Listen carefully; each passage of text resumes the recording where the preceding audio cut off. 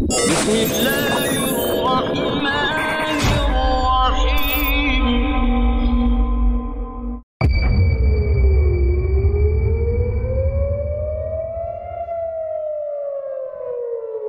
Bienvenue à toutes et à tous dans cette nouvelle édition géopolitique. Nous tenterons une analyse aujourd'hui concernant l'offensive iranienne qui a eu lieu la semaine dernière, il y a une semaine exactement, en riposte à la frappe israélienne du 1er avril sur ce bâtiment qui constituait une annexe de l'ambassade iranienne à Damas en Syrie, tuant au passage plusieurs membres d'une mission diplomatique ainsi que quelques généraux des gardiens de la révolution. Que penser de cette frappe iranienne? Que doit-on y voir exactement? Au-delà des critiques et du narratif péjoratif des médias mainstream, et au-delà des critiques d'une grande majeure partie des musulmans à l'égard de cette attaque. Depuis dimanche dernier, je suis sidéré. Ça ne me choque pas. Je ne suis pas vraiment étonné, mais il est fascinant de voir à quel point il est devenu rare de trouver un musulman doté d'un bon discernement géopolitique. Nous sommes aveuglés spirituellement, intellectuellement, émotionnellement, mais encore pire en ce qui concerne la succession et l'avancée des événements géopolitiques. Subhanallah.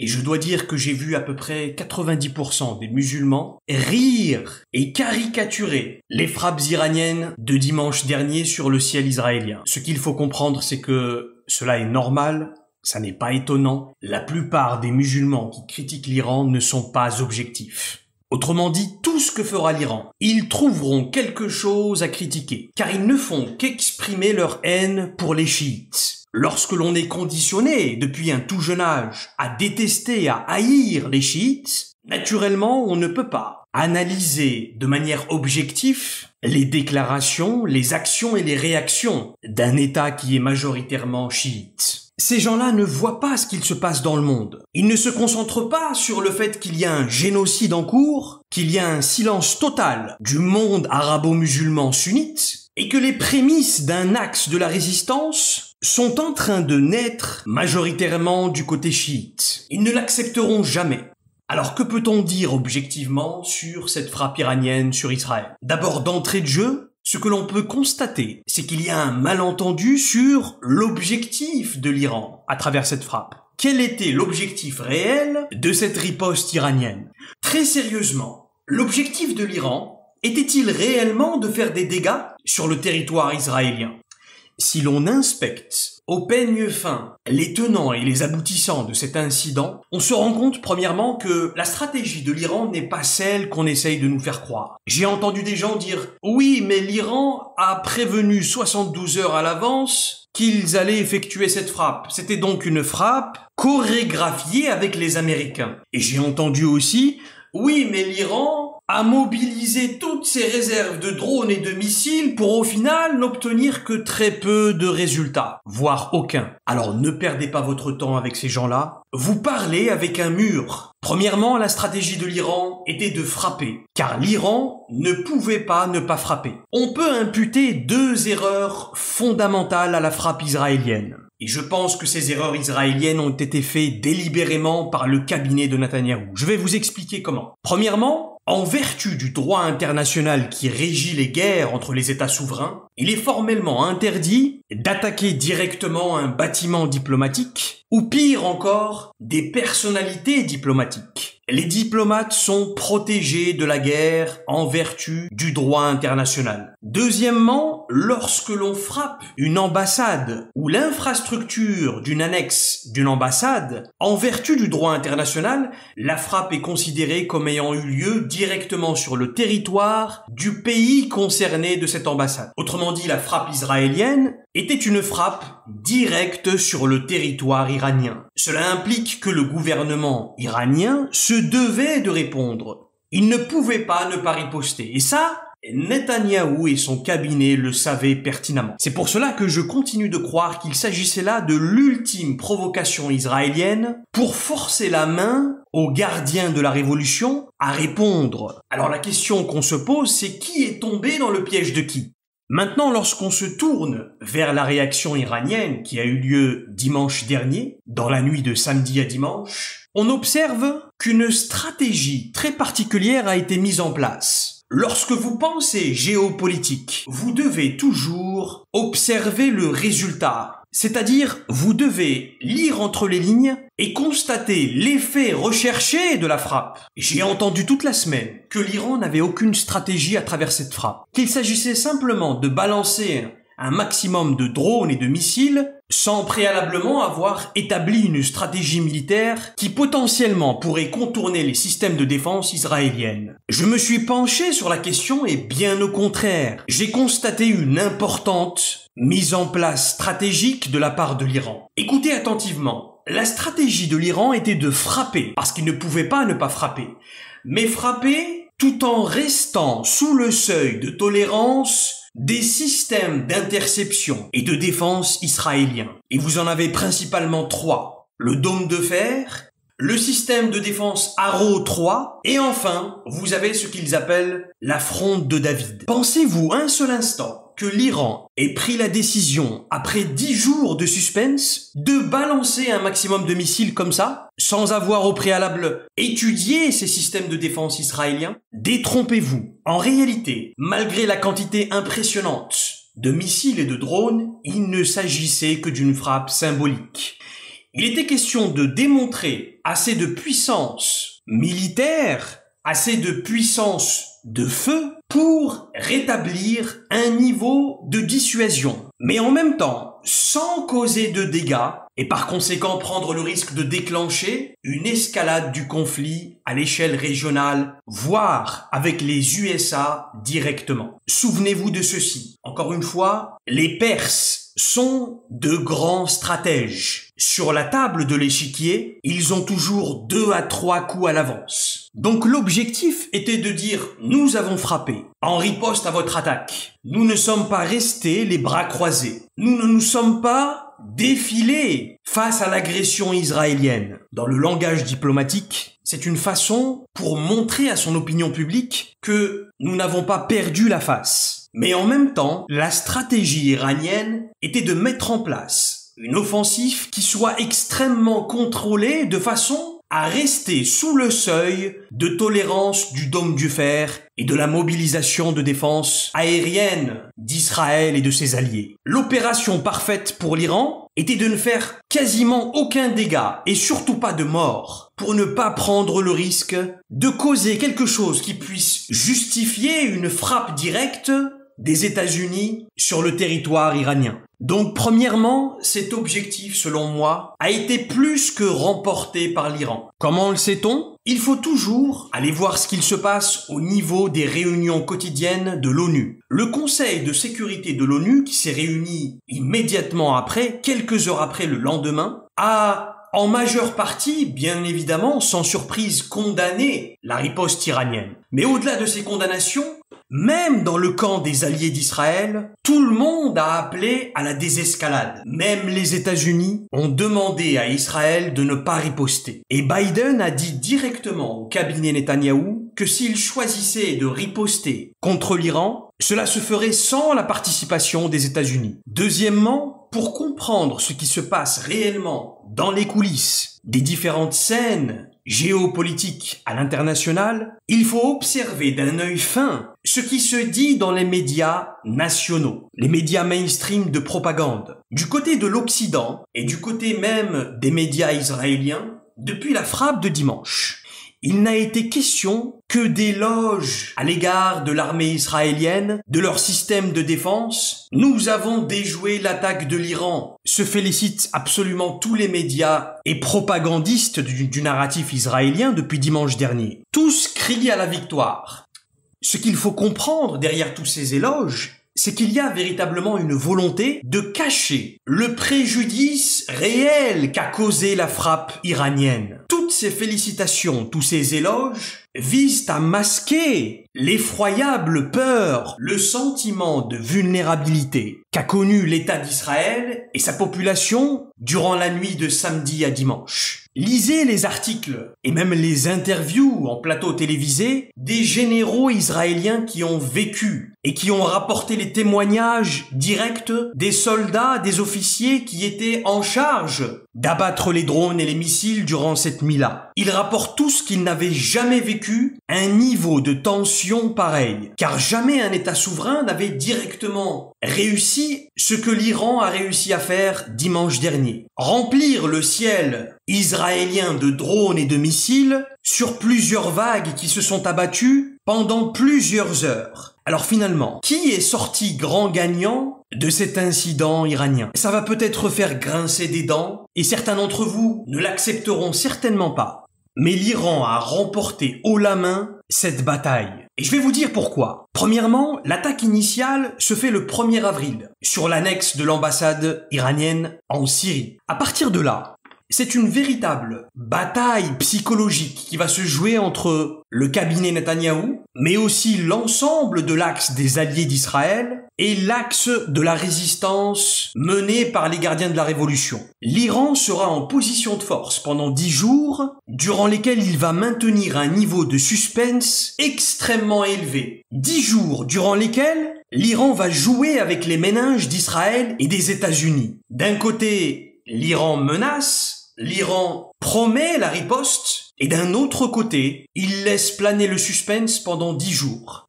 Autrement dit, il va laisser le monde cogiter sur la potentielle riposte. Puis ensuite, 72 heures avant la riposte, l'Iran va déclarer qu'ils allaient attaquer. Et à partir de là, on va voir une mobilisation militaire sans précédent, à la fois du côté israélien, sur son territoire, mais aussi du côté de ses alliés. Le cabinet Netanyahou va faire retirer de la bande de Gaza des centaines de milliers de militaires de Tsahal. Au final, le jour J, l'Iran va envoyer quelques centaines de vieux drones qui n'auront coûté à peine que quelques milliers de dollars chacun. Des drones qui vont voler à plus ou moins 200 km/h. Une petite flotte d'une centaine de drones qui n'atteindra Israël que des heures et des heures plus tard, entre 3 et 8 heures. D'un autre côté, Israël et ses alliés ont dû dépenser pour mobiliser tous ces moyens militaires et pour abattre tous ces drones et ces missiles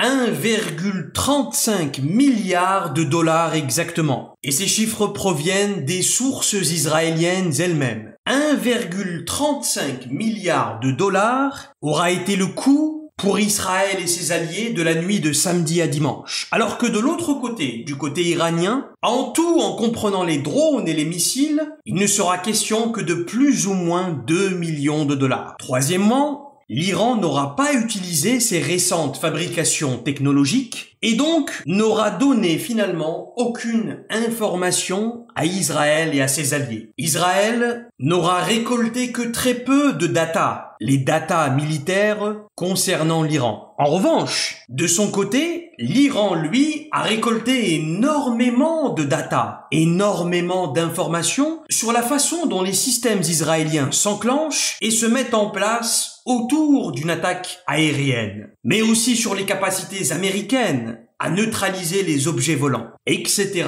etc. L'Iran a envoyé quelques casseroles dans le ciel israélien, calmement, sereinement, et leurs experts militaires ont pris leurs stylos, leurs bloc-notes, et ils ont commencé à observer et à noter tout ce qu'ils ont pu obtenir comme information sur les systèmes de défense israéliens. Il faut le voir comme ça, vraiment. Et ensuite, l'Iran a envoyé une deuxième vague de missiles. Les missiles de croisière. Encore une fois, de vieux missiles ancienne génération, qui volaient à très lente vitesse. Et encore une fois, pour lesquels Israël et ses alliés ont mobilisé énormément, ils ont déployé un maximum de moyens militaires pour les intercepter. Et finalement, l'Iran va envoyer enfin quelque chose de sérieux. Quelques missiles balistiques sérieux qui seront dirigés sur 2 bases militaires. Et là, en l'occurrence, ces 2 missiles vont toucher ces 2 bases militaires. Et remarquez que c'est quelque chose que les médias mainstream ont à peine mentionné. Les médias occidentaux ont rappelé 99% de missiles et de drones ont été neutralisés. Mais ils ne parlent pas de ce 1% qui lui a touché sa cible. Ce 1%, ce sont ces missiles iraniens balistiques qui vont frapper 2 bases israéliennes. une base aérienne dans le sud et une base militaire de renseignement secret dans le nord d'Israël. Et les deux vont être touchés directement, causant quelques dégâts matériels. Il n'y a pas eu de morts, ou en tout cas selon Israël, et même s'il y avait eu des morts, je pense que le cabinet ne l'aurait jamais admis publiquement pour garder la face. Donc, vous voyez que sur le papier, c'est largement une victoire iranienne. Il s'agissait encore une fois d'une frappe symbolique pour dire à Israël et à ses alliés, nous ne nous tairons pas face à votre agression perpétuelle. Il y a un seuil, il y a une limite, au-delà de laquelle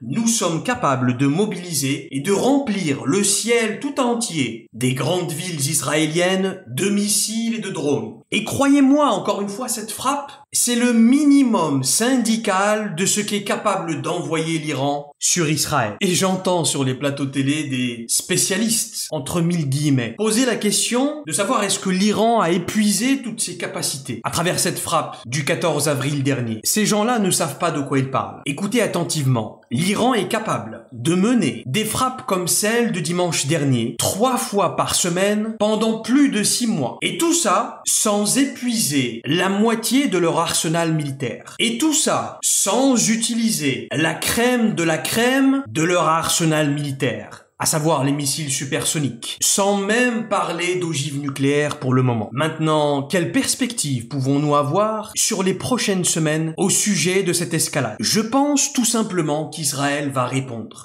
Israël a commencé à répondre aujourd'hui en envoyant quelques petits drones, quelques petites frappes par-ci par-là en Irak, sans réellement causer de dégâts. Mais la question de la riposte n'est pas entre les mains de Netanyahou. Je pense que le but premier de Netanyahou d'effectuer cette frappe provocatrice à Damas était surtout de créer une soupape pour libérer un peu de pression diplomatique internationale concernant son offensive à Gaza. La pression était insoutenable, surtout après la frappe qui a causé la mort de 7 agents de cette ONG américaine. Donc l'intention de Netanyahou à travers cette provocation était effectivement de provoquer une réaction iranienne pour détourner l'attention du génocide en cours à Gaza. Et pour cela, je dois dire qu'il a plutôt réussi. Mais Netanyahou ne s'attendait pas à ce que l'Iran puisse réussir une prouesse stratégique telle que la frappe de dimanche dernier. C'est-à-dire frapper tout en restant sous le seuil de tolérance des systèmes de défense israéliennes. Je pense que Netanyahou s'attendait à ce que quelques dégâts, peut-être quelques morts, puissent être déplorés du côté israélien, pour qu'il puisse ensuite justifier une escalade et une riposte israélienne.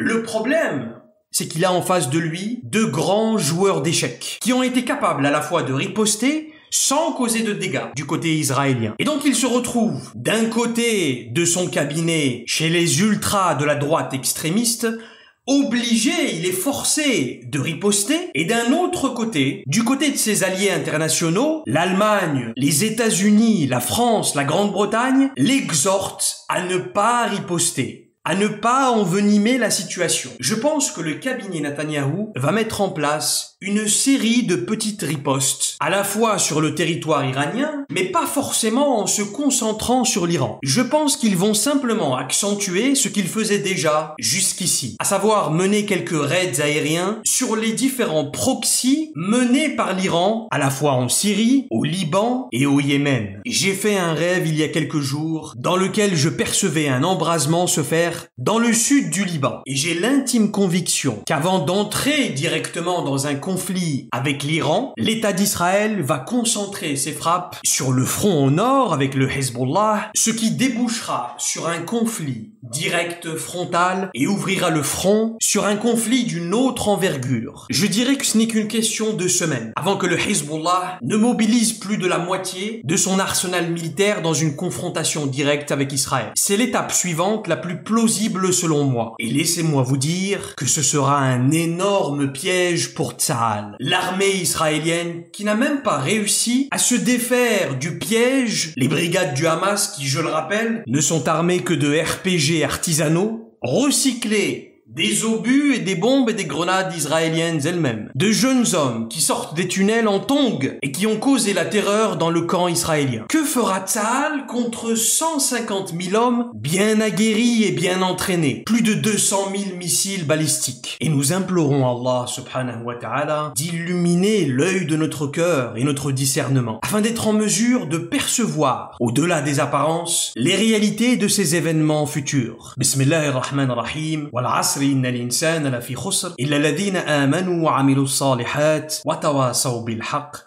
wa tawasaw bis sabr.